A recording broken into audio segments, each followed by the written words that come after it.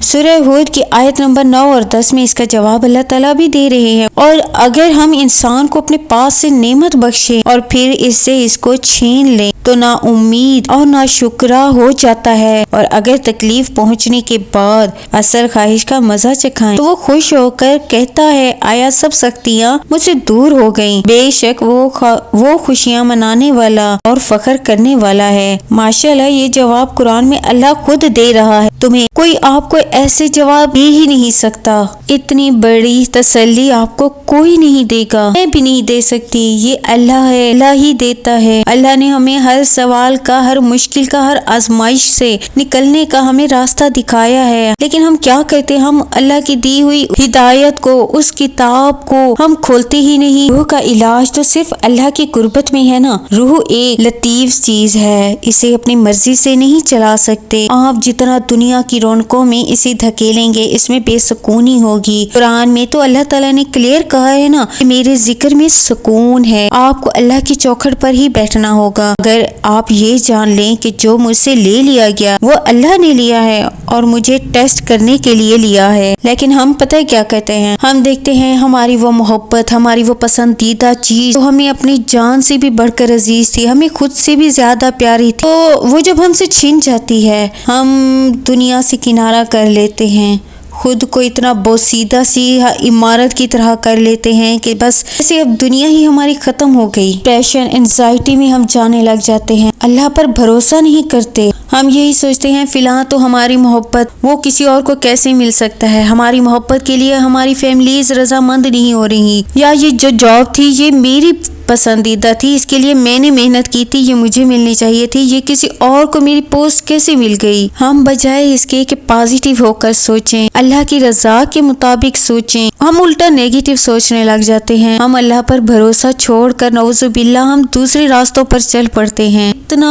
اللہ تعالیٰ کی ذات پر بھی آپ کو بھروسہ نہیں کہ اگر اس نے آپ پر یہ آزمائش دی ہے تو ہمیں اس آزمائش سے نکالے گا بھی وہ رب۔ آپ اللہ کی راہ پر کام کرنا شروع تو کریں، صدقہ دیں، پرندوں کو کھانا کھلائیں، کسی دکھ درد والے انسان کی سن لیں اور ذاتی واقعات سنیں، لوگوں نے کیسے خود کو ہیل کیا، اس مشکل وقت سے نکالا۔ شیطان کی وسوسوں میں نہ آئیں۔ جب ہم نا امید ہو کر اس قدر ہم ٹوٹ جاتے ہیں، خود کو بکھیر دیتے ہیں، تو دیکھنے والے کو بھی ہم بھی اچھے نہیں لگتے، جیسے وہ عمارت دوسرے کو اٹریکٹ نہیں کرتی۔ جانتی ہوں کہ ہر بہن بھائی کی مختلف زندگی کے تجربات ہوتے ہیں، کون کس مشکل حالات سے گزر رہا ہوتا ہے تصور کر سکتے، فیس کر رہا ہوتا ہے، وہ اس کو اپنی سچویشن کا پتہ ہوتا ہے، لیکن ہم ایک دوسرے کو ہیلپ کر سکتے ہیں، ہم ہیل کر سکتے ہیں، اللہ سے مدد لے سکتے ہیں اس مشکل گھڑی میں۔ آج آپ تو جو دعائیں کر رہے ہیں نا، اللہ تعالیٰ اس کا بہت خوبصورت جواب دیں گے، کسی کی ایک چھوٹی سی نیکی کو بھی ضائع نہیں کرتے، لحاظ سے اس کا اجر لکھتے ہیں۔ اچھا، میری ایک بہن جو کہ مجھے کمنٹ کر کے جنہوں نے کہا ہے کہ ان کی لائف میں بہت زیادہ آزمائشیں آ رہی ہیں، بہت زیادہ محبت میں اگر ایک طرف سے رضامندی ہو جاتی ہے تو دوسری طرف سے مشکلات آن پڑتی ہیں، مشکلات کے پہاڑ ٹوٹ پڑتے ہیں۔ میری اس بہن کے ساتھ بھی کچھ ایسا ہے، اور انہوں نے اور کافی سارے بہن بھائی مجھے وظائف کے لیے کہتے ہیں، تو میں ان سے اتنا کہوں گی کہ میں کوئی بہت بڑی عالمہ نہیں ہوں، میں بھی ایک نارمل انسان ہوں۔ جب سارے راستے بند ہو جاتے ہیں نا، جب زندگی کی ساری راہیں گلیاں بند، ایک راستہ وہ ہے دعا کا راستہ۔ جب بندہ بے بس ہو جاتا ہے، آخری کوشش اس کا نام ہے دعا۔ اللہ کے کو پانا اگر رزلٹ نہیں مل رہا ہے، بعض اوقات اللہ پاک بندے کو آزماتے ہیں، اور بعض اوقات ہمارے گناہ جو ہے نا اتنے زیادہ ہوتے ہیں، ہماری نافرمانیاں اتنی زیادہ ہوتی ہیں، ذکر، دعائیں، وہ تسبیحات ان گناہوں کا مداوا بن کر رہے ہوتے ہیں۔ پھر اللہ پاک کیا کرتے ہیں، وہ مداوا بن جاتے ہیں نا، ادھر اللہ جل جلالہ ہی دنیا کی راہیں کھولنا شروع کر دیتے ہیں۔ لہٰذا کبھی بھی کوئی عمل کر کے مایوس نہیں ہونا، چھوڑنا نہیں ہے۔ اگر نہیں ملا تو اس کو اپنا قصور سمجھنا ہے کہ یہ میری دعا کی کمی ہے، یا میرے مانگنے کے طریقے میں کمی ہے، میرے گڑ گڑانے میں کمی ہے، لیکن اللہ کے دینے میں کمی نہیں ہے۔ دل سے مانگو نا، جاؤ اس کے رب کے پاس۔ زیادہ سے زیادہ کوشش ہوتی ہے کہ میں اپنے بہن بھائیوں کے لیے اس ٹاپک پر ویڈیو بناؤں۔ مشکل میں جس مرحلے میں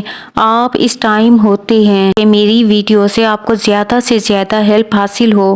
جو آپ کو زیادہ سے زیادہ ہیل کرے۔ لیکن پتہ ہے مایوسی کب ہوتی ہے؟ جس بہن کے لیے میں نے یہ ویڈیو بنائی ہے، وہ امید ہے کہ آپ تمام بہن بھائیوں کے لیے بہت زیادہ ہیلپ فل ہوگی، جو دعائیں کر کے، وظیفے کر کے تھک گئے ہیں، منتیں مان کے تھک گئے ہیں، یہاں تک کہ جو کوئی بھی ان کو کوئی راستہ دکھاتا ہے وہ اس راستے پر چلتے ہیں۔ اچھا، میری ایک ریکویسٹ اپنے بہن بھائیوں سے ہے کہ جیسے آپ اس مشکل میں ہیں، اس طرح سے آپ کے دوسرے کوئی بہن بھائی، آپ کے دوست، آپ کے فیملی فرینڈز ہو سکتے ہیں، وہ اس مشکل پروسیس سے گزر رہے ہوتے ہیں، وہ کافی پیسہ لگا رہے ہوتے ہیں، جو ٹریٹمنٹس کروا رہے ہوتے ہیں، لیکن اس سے نہیں نکل پا رہے ہوتے ہیں، سمجھ کر آپ ان کو شیئر کیا کریں۔ میں یہ بات پہلے بھی کتنی بار کہہ چکی ہوں کہ میں یہ دعویٰ نہیں کرتی میں کوئی بہت بڑی عالمہ فاضلہ ہوں، میں کوئی بڑے دعوے نہیں کرتی۔ آپ کی ان مشکلات سے گزرتے دوراہے کے لیے وظیفہ جو کہ بہت زیادہ ہیلپ فل ہے، بہت زیادہ پریشان ہیں، دعاؤں کی قبولیت کے لیے، چاہے کوئی بھی ہو، پسند ہو، رزق ہو، کوئی اولاد کے لیے مسئلہ ہو، کوئی بھی پریشانی ہے، دل سے کریں، انشاءاللہ پورے یقین سے کریں، آپ کو رزلٹ ملے گا۔ یہ دعویٰ کوئی میں ایسے نہیں کر سکتی، یہ خود کا میرا آزمایا ہوا ہے، تجربات ہیں، میری فیملی تجربات ہیں۔ اس کا میجیکلی رزلٹ دیکھیے گا اور مجھے کمنٹس میں پھر ضرور بتائیے گا میری اس ویڈیو سے کتنی ہیلپ ملی آپ کو۔ میری دوسری بہن بھائیوں کو، دوستوں کو، فیملی کو ضرور شیئر کیجیے گا تاکہ ان کی بھی مشکل گھڑی میں ہیلپ ہو سکے انشاءاللہ۔ اپنے اس وظیفے کی طرف، وظیفہ ہے آپ کو سکرین پر نظر آ رہا ہوگا، اللہم ایاک نعبد و ایاک نستعین۔ یہ آپ نے سارا دن کثرت سے پڑھنا ہے، اس کے ساتھ صبح شام یعنی کہ 40 مرتبہ سورۃ فاتحہ آپ نے پڑھی بسم اللہ کے ساتھ، میں 3 مرتبہ درود شریف اور آخر میں بھی 3 مرتبہ درود شریف پڑھا۔ اسی طرح سے شام کے ٹائم 40 مرتبہ سورۃ فاتحہ بسم اللہ کے ساتھ اول و آخر درود شریف 3 مرتبہ پڑھنا ہے۔ اللہم ایاک نعبد و ایاک نستعین وہ اپنے لاتعداد با کثرت اٹھتے بیٹھتے سوتے جاگتے آپ جتنا پڑھ سکتے ہیں، سچ اس کا جادو دیکھنا۔ آپ رشتے میں بہت ساری رکاوٹیں آ رہی ہیں، دعاؤں کے لیے کہتے ہیں